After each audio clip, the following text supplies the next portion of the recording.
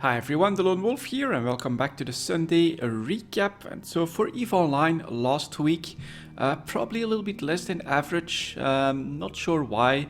Was there something that happened last week, something that, I don't know, maybe shocked a few people or something unexpected? Can't quite remember what it was, but yeah, I did manage to still play EVE Online around every single day. I kept up with the blueprint copy business. I'm actually still selling decently well in Jita, to my surprise. I also managed to join the last mass test on Tuesday. For some reason that only lasted like 30 minutes. I'm not sure, maybe the CCB devs wanted to go home to watch something, but I'm not really sure what that was anymore. Other than that, on TQ, I actually did a little bit of mining just to get back into that, make sure that my mineral stocks look good. And I've basically just done the very final preparations of the Ascension expansion. A couple of investments as well, as I've told you guys in EVE Talk. I'm also looking at some rigs that might be interesting, and right now at the moment I'm seeing a slight opportunity grow in the Tech 3 destroyer market. One thing of note though, they said that they were going to rebalance the Tech 3 destroyers in the Ascension expansion, so maybe that's the reason why people are dumping a lot of them.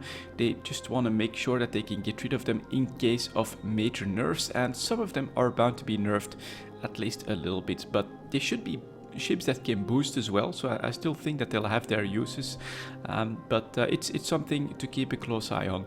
On the Plex front, when it comes to investments, unfortunately it looks like the high of 1,270,000,000 is basically past.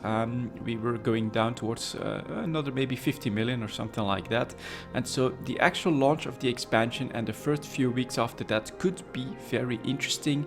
Unfortunately, it's gonna be the time where more sales come out. You know, that's usually something that CCP will try to do to get people to start playing and paying for their subscriptions. So it could be that the best times for Plex are already over. I gotta say, I'm pretty happy that I already sold half the stocks that I was planning to sell anyways at a really good price, at some profit. And so at the moment, final preparations, just doing a few more investments as well. I'm doing them in stacks of 100 million just to make sure that I diversify quite nicely, and then after that it's all going to be about keeping an eye on those investments and trying to sell them at the right time. The biggest news, of course, next week is the Ascension expansion. I can't wait for that. I think I've got my entire fittings ready for the Orca. Then I'll look forward to building up the engineering complexes, getting that stuff going, exploring whether or not it's good business, if people are actually interested in doing research and production from engineering complexes in the Detail system. It's all going to be pretty damn interesting, and yeah, of course, I look forward to all of that, and next week should be a lot of EVE Online. Next up is Diablo 3. I still played a little bit of Diablo 3. I thought I was done with Season 8 the week before, because, well, I did manage to reach all the rewards in around 15 hours. It was pretty easy, but I felt the need to build up the Barbarian just a little bit, because I felt like there were some good upgrades to still grab before, well, without having to grind all that hard, I guess. So I did play up to rank 30 rifts. You know, I made sure that I could handle those, and my build was basically focused around, of course, the ancients and trying to lower the cooldown, so that I could be in the bonus state for as much time as possible, which gives you like 400% damage increase, and that is basically what allowed me to handle the rank 30 rifts. And next to that, I focused everything that I could on Whirlwind. Probably not the best choice, but it's a very easy and channeled ability that does AoE damage. So I felt like it worked out decently well. So from the cube, I could get increased damage from Whirlwind, and then there's also a gem that you can put in whether rings or your amulet that basically, as long as I keep channeling Whirlwind I would get increased damage, and at rank 25 also increased armor. Very handy stuff. And so yeah, that's basically what I did last week. I kept building up my barbarian, trying to make him work in as high as possible ranked rift, with of course the set abilities, and then basing it around whirlwind, which also meant that I had very high regeneration of my rage, so that I could keep using whirlwind like 95% of the time. I felt it worked out decently well. Of course, it's not as good as an optimized build that focuses probably on one attribute. I've seen one that's based on speed, where there's one ability that increases the damage the faster you go, the more movement speed you go. It seemed extremely powerful, but it was nice to do this season just based on abilities that I chose, stuff that I wanted to do, and actually getting that to work, being able to finish all of those gems up to rank 25, which gives them an extra ability, was pretty damn cool. And it's good to see that I actually managed to do that. So I still had some fun in Diablo 3, played a bit more Diablo 3, but at this point I am finished, because anything else, you know, if I would have to start grinding for a better weapons, grinding a little bit for better items, it's just going to be a pain in the butt, because it's only like a little bit of a damage increase, maybe like 0.1%, 0.2% or something like that. I've got the biggest gems in there, so I feel like it's ready. Anything else would either be a completely different build, or basically massive grinding for very little improvement, and so I'm not really willing to spend that time anymore, especially since the EVE Online expansion is coming out anyways. After that, we've got a little bit of Banished as well, basically in the later part of the week, when the Diablo 3 stuff dropped off a little bit, when I felt like I was good and ready. I fired up my Banished city once again.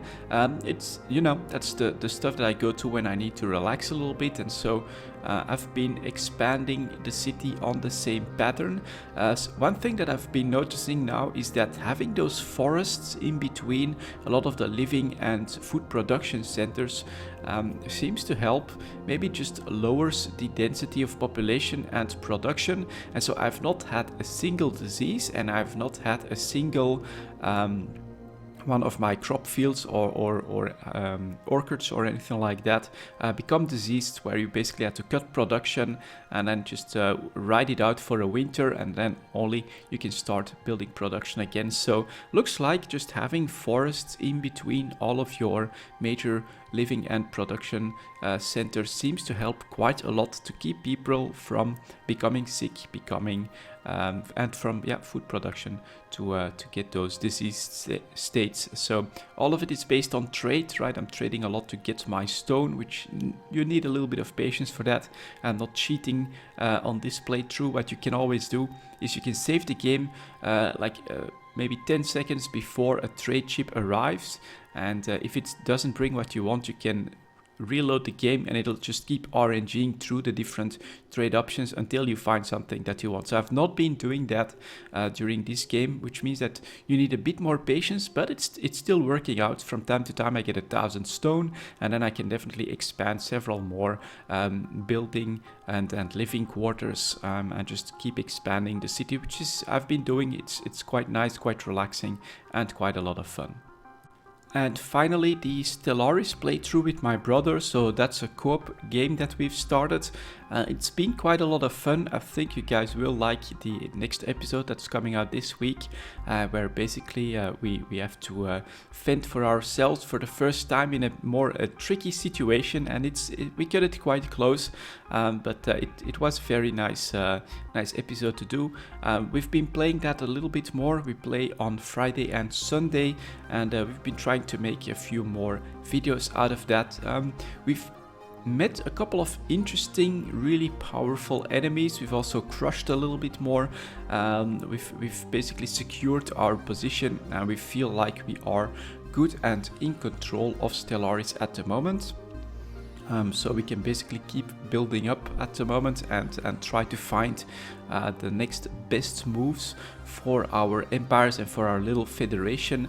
We've been trying to have more races become associates for us. We don't really want them to join the Federation itself, because of course you do have to start voting inside federations. We don't want to lose control of that right away. But basically I've learned a lot from this playthrough already when it comes to research, when it comes to early exploration with military ships. That's actually extremely important to do. When it comes to some of the bottlenecks that you'll encounter depending on the type of race that you've built, and of course also the danger of those militarist bastards that tend to just build up a military and start on their crusades. Crazy bastards like that are all over the map for us, actually pretty nearby to us. But so far it's been going really well in our Stellaris playthrough, and at some point normally we might be able to trigger some sort of massive invasion or event that could happen as well, and so that would be pretty cool to see that happen in this playthrough.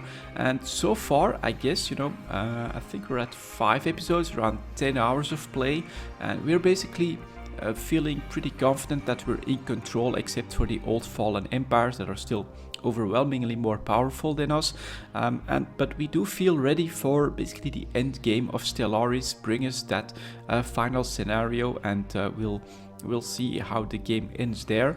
So that shows you, I think, that it takes some time, right? You need to spend some time in a Stellaris game to go through everything, to get everything under control, but it's not like you can just repeat something and you'll be 100% in control, or you get the same experience again and again. Definitely you have some different experiences here and there. From time to time you can also get crushed early on, but I would say 12-15 hours and you'll probably have played through the majority of the game. Right now it's just getting the better researches, trying to really build up our fleet power to its maximum potential, and then seeing what the final part of the game is going to bring. So it's not like it's hundreds of hours for a game either. You can probably do that if you absolutely want to, but you can probably get by a Stellaris game in 15-20 hours or something like that, which I think is pretty good, and it's been a very, very interesting and fun experience so far playing through the Stellaris co-op game.